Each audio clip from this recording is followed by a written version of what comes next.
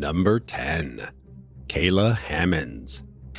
In November 2022, a woman was stabbed to death in the parking lot of her local Food Lion. The attack happened in Lumberton, North Carolina to 31-year-old KAYLA HAMMONDS. Over a year before the assault, she'd filed a protection order against a man named Desmond Lee Sampson, the victim's ex-boyfriend. Multiple times in the past, Desmond has been violent towards KAYLA. In July 2021, he threatened to kill the woman. Then, only a few months later, he threw a large brick into one of her windows, shattering it. On that same day, he also flattened several of her tires. Desmond has posted inappropriate photos of his ex to social media websites as well. This kind of treatment continued until she was murdered. The sad thing is, the police had every opportunity to help KAYLA. She'd filed countless reports and orders against her abuser, but nothing seemed to take hold. This is the unfortunate reality for domestic violence victims across the country. Sheriff Bernice Wilkins from the Robeson County Sheriff's Office said, "A DVPO is just a piece of paper, and evil will do evil things regardless of our actions." Despite this, we can't help but wonder if things could have turned out differently for KAYLA if someone had given her a little extra help.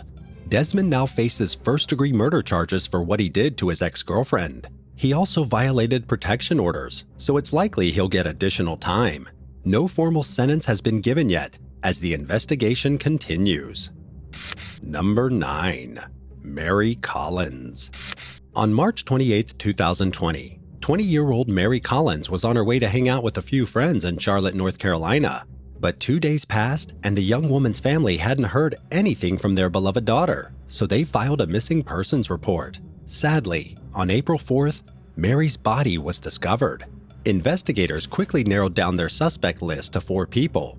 Kelly Lavery and Lavi Pham were 2 of these accused murderers. They knew the victim since she and Pham had dated shortly in the past, and they allegedly invited her to hang out at an apartment.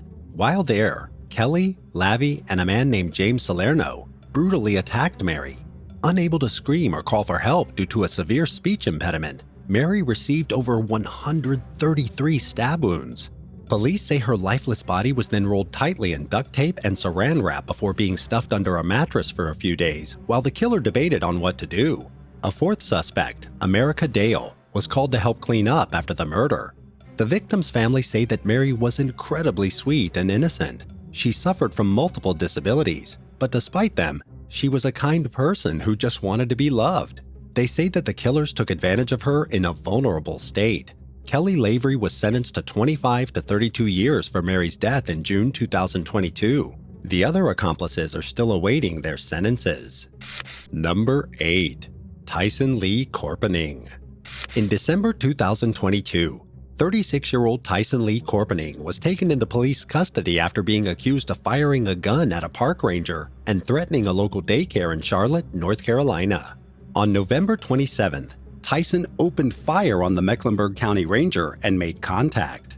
It's unknown exactly why he targeted the man in the Friendship Sportsplex, but investigators believe it was due to the victim's race. Not too far away, the Marietta Carey Child Development Center was also hit by Tyson. Luckily, he didn't shoot into the child care facility, but he did supposedly attach a hate-filled speech to a rock before throwing it through a window. Inside the message, he threatened to kill the kids sometime within 24 hours. On top of this, the suspect said he'd hurt one of the workers at the facility because of the man's color, race, and religion. Considering this, investigators are almost certain the 2 instances are related and were committed by the same man. Tyson faces 7 charges consisting of attempted murder, assault with a deadly weapon, threat of mass violence, and more. Currently, Tyson is being held in custody with a bond set at $10 million. Hopefully the man who committed these crimes is put behind bars, whether it was truly Tyson or not. Number 7. Andrew Braxton Allen. Parents send their children to school trusting that educators will teach and protect them. Sadly, sometimes it's the teachers themselves that pose the biggest threat to kids. 32-year-old Andrew Braxton Allen is a former middle school teacher facing charges for sexual crimes. His victims include multiple minors that he formed inappropriate connections with at school. On November 6, 2022, The board overseeing San Lee Middle School in Sanford, North Carolina, suspended Allen from working after an investigation into the sexual abuse was launched. While not much information has been made public since the case is ongoing, it's believed that Allen's actions spanned over 10 years while working in the education system. A few victims of the predator have been positively identified by the Lee County Sheriff's Office, but they urge any and all parents who believe their child could have been affected to speak up. It's terrifying and disgusting that Allen's behavior went on for so long, and who knows how many children he molested. As of today, he's being held at Raleigh's Central Prison with his bond set at $250,000. A few of the charges placed against Allen include sexual activity with a student, indecent liberties with a child, and statutory sex offense. While the investigation continues, he'll likely be hit with additional charges. Number 6. Dennis Wayne Price. It's very difficult to rob a bank nowadays and get away with it. Technology, security cameras, and devices have evolved beyond the days of simple holdups. But even still, criminals aren't always the brightest. 43-year-old Dennis Wayne Price made an attempt in November 2022 to steal from a bank in North Carolina. After pulling up to the establishment's drive-thru, he handed a scribbled-out note to the teller through the window. On the piece of paper was his pay stub from work, a document containing a good portion of personal information. Dennis didn't seem concerned about this, though, and he demanded the worker give him money.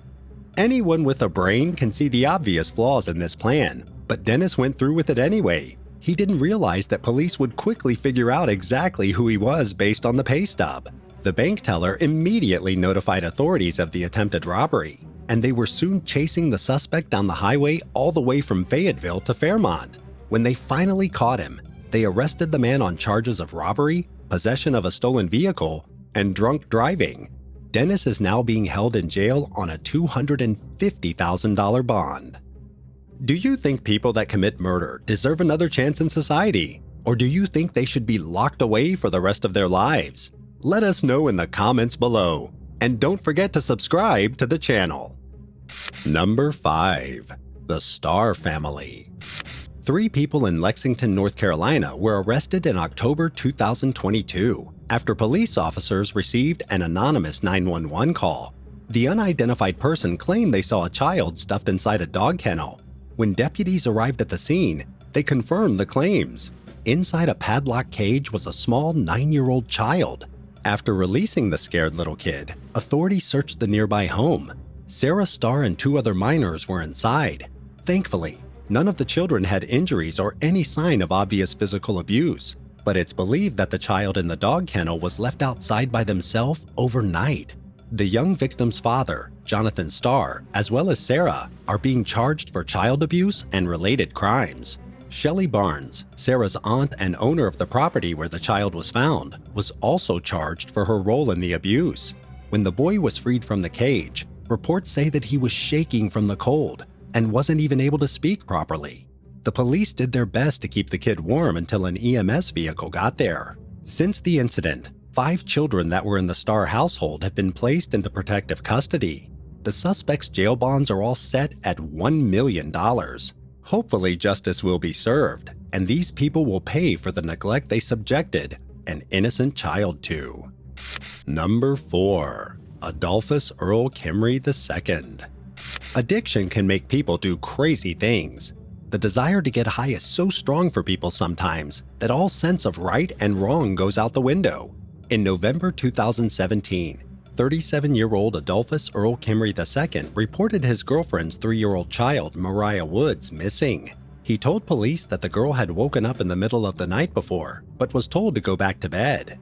Then, Adolphus allegedly left the house for a bit while leaving the front door unlocked. Authorities looked everywhere for little Mariah until her body was found near the Holly Shelter Creek Bridge on December 2nd. The very same day, Adolphus was arrested. Not long after, an autopsy was done on the victim's body that revealed she died due to chloroform toxicity. While in jail, Adolphus told 2 inmates he thought he could trust that he used the chemical on Mariah to get her to fall asleep. He wanted the child to be knocked out so he could get high on another drug, meth. Unfortunately, the man used too much chloroform, and the dose was lethal to the toddler. In December 2022, Adolphus was finally charged for the murder of Mariah Woods. He admitted responsibility for the death and will spend the remainder of his life behind bars. His former girlfriend, Christy, says that her family has experienced torture since Mariah's life was taken. Maybe now, with Adolphus behind bars, they might be able to grieve in peace. Number 3. Lyric Woods and Devin Clark. The bodies of 14-year-old Lyric Woods and 18-year-old Devin Clark were discovered near an Orange County hiking trail. In September 2022, a teenage suspect named Isaiah Mackay Ross was considered to be the primary suspect in the case, and he's now being charged as an adult. Both victims were brutally shot to death. The murderer's motive is currently unknown, as little information is publicly released. We do know that Ross had only been living in the state for a short period of time. He attended the same high school as Devin for just 6 days at the start of the 2022 school year. Tiffany, Devin's mother, says that her son and the killer knew each other before the murder. It's unclear what Isaiah's relationship with Lyric was, but the young girl was friends with the other victim. 2 other women were arrested in connection to the case as well, Mackenzie Mitchell and Acacia Ross. They'd apparently been letting the accused teenager lay low at their apartment a few states over in Delaware. Despite only being 17, Ross will be charged with the full force of the law. He won't be eligible for the death penalty though, since he's still a minor. Court proceedings are still underway, and the killer has not yet received a sentence. Number 2. Vernon Wilson. While trying to rob a home in Burlington, North Carolina, 67-year-old Vernon Wilson was unable to break into the residence. In October 2022, at about 7 in the morning one day, Vernon approached the homeowner with a gun. The man had just returned home when he was approached by the burglar. Vernon tried to open the front door of the house, but the resident somehow managed to shut it. A fight then broke out between them, causing the gun to go off. Luckily, no one was seriously hurt from the bullets. At some point during the struggle, Vernon's glove fell off. When police got to the scene, they picked it up for evidence and inside discovered a finger. Apparently, when the homeowner originally slammed the door shut, Wilson's hand was still in the way. The force severed his finger. With the man's literal body part to help, authorities quickly identified the thief and charged him for his crimes. It's unclear if Vernon has been sentenced or not, but we're pretty sure he's going to be in prison for the next few years or so. Number 1. Robert Byram and Scott Poole. While having a baby can be the most exciting thing in the world for many, some people simply aren't cut out to be parents. It's unimaginably horrible when a mother or father hurts their children, but you'd be surprised how many expecting mothers keep their pregnancies to themselves just to get rid of the child after it's born. This has happened countless times, and 30 years ago, a baby was born in Nags Head, North Carolina. Sadly, it didn't live very long. On April 4, 1991, police officers found the remains of a baby discarded in a trash can. The decomposition on the child's body was so far along that detectives couldn't even make out its gender. Because of this, they nicknamed the victim Baby Doe. They could, however, see that Doe had been severely beaten and suffocated to death. For decades, the case was cold and no leads were found. But in 2019, the investigation was reopened. Detectives sent the child's rib bone to the lab in order to get its DNA analyzed. Luckily, they got a hit. The baby was traced back to an older couple, 51-year-old Robert Byram and 54-year-old Scott Poole. The two have since been arrested and face charges of concealing the birth of a child. More charges will likely be brought against them as the case continues. Do you know about any other wild cases from the Outer Banks region? Let us know in the comments down below. Thanks for watching, and be sure to subscribe to see more from Bad Badger.